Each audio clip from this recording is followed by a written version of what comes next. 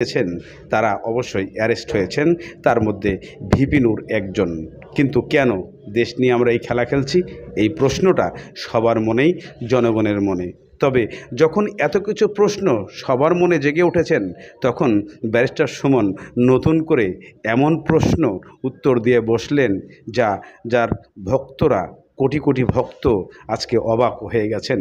Barrister Suman দেশের এই অবস্থায় উনি নিজের গ্রামের বাড়িতে গিয়ে বিভিন্নভাবে অনুষ্ঠান করছেন। চলুন আমরা ব্যারিস্টার সুমনের কাছ থেকে শুনে আসি। আমারে তুমি অপছন্দ করতেই পারো, কিন্তু অপছন্দ যে আমারে ঠেকাই রাখবে না, তোমার অপছন্দতে যে আমি একেবারেই দমে যাব না, এটার প্রমাণ আমাদের দলগতভাবে বিভেদ থাকতে পারে। বাংলাদেশের মানুষ কেন জানি ধ্বংস করতে বেশি পছন্দ করে। এরা যে সাধারণ একজন মানুষ হিসাবে অধিকার থেকে বঞ্চিত করে গেতে মানুষের সাথে প্রেম হয়।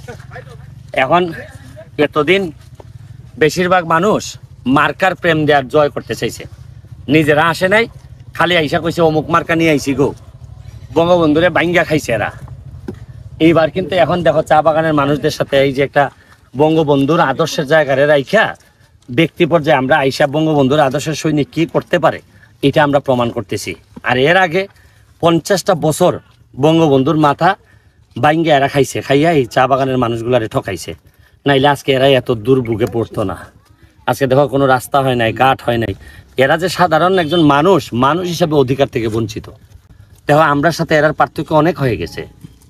আমাদের ছেলে মেয়েরা কত বড় হইতেছে, এরা কয়জন আগাইতে পারতেছে। এবং তুমি দেখো এই গরমে চিন্তা করছো, যাও 8 ঘন্টা গিয়া পাতা ছিড়ো, হ্যাঁ কি অবস্থা হবে বুঝো গিয়া।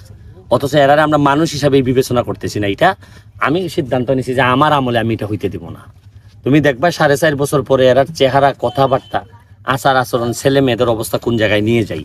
একটা মানুষ চাইলে যে একটা জাতিরে বা একটা এলাকার স্পেসিফিক কিছু মানুষে কতদূর নিয়ে যেতে পারে, এটা আমি বাংলাদেশের মানুষের সামনে তুলে ধরতে চাই। বাংলাদেশের মানুষ কিন্তু গড়তে চায় না। বাংলাদেশের মানুষ কেন জানি ধ্বংস করতে বেশি পছন্দ করে। এটা থেকে বেরোয় আসতে হবে আমাদের।